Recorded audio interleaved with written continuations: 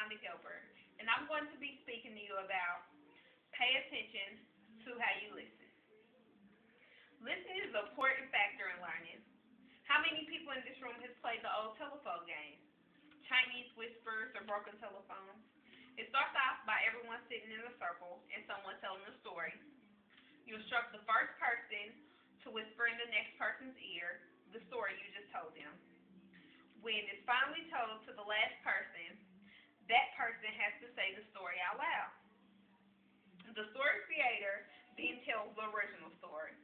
Of course, everyone starts to laugh because everybody probably has a different version of that story. This game tells the difference between listening and hearing. Hearing is simply the act of perceiving sound by ear. Listening, however, is something you consciously choose to do. By being able to listen, we are able to effectively make sense of what another person is saying. That's why I'm going to teach you the process of learning. Listening is very important. First off, it's the key to success. Your boss might tell you to do something, your employer might tell you something's wrong, or a vendor might tell you something that might be useful for your business. You need to learn how to listen to understand what the person is saying. If you're just hearing them, it just goes in one ear and out the other. But if you effectively listen, you can get the problem solved. Example. You know when everyone tells you to look both ways when you're crossing the street.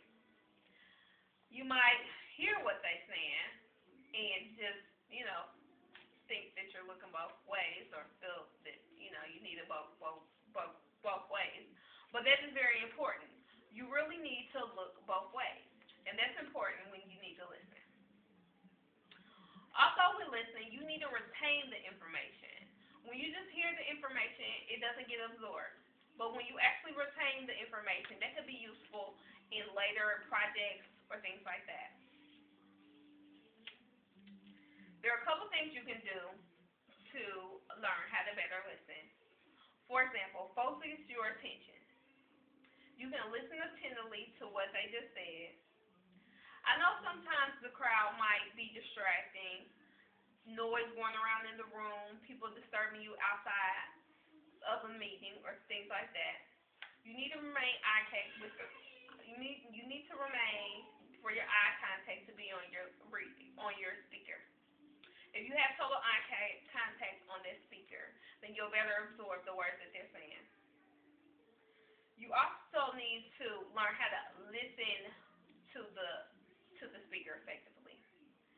Don't just listen word for word, but just try to absorb the key notes. So if you do absorb the key notes, you can later listen. You can later go back to what the speaker has said. Listening is like a journey. When you listen, you listen.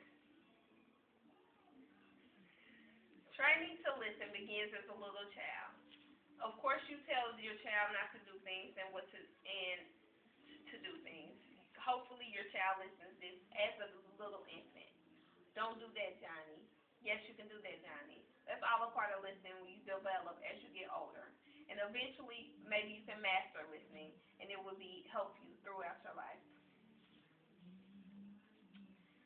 In conclusion, you need to focus your attention on the speaker, have your eyes on the speaker, be objective of the speaker, and mentally respond to the speaker.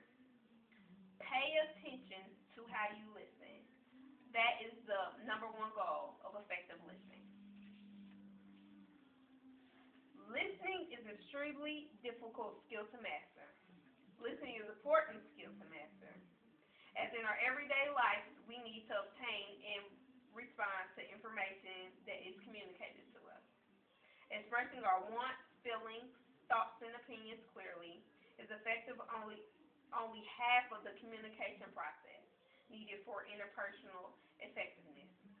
The other half is listening and understanding what others communicate to us. Become a more effective listener. Practicing active listening and will make it one of your communication skills. Have you paid attention to how you listen?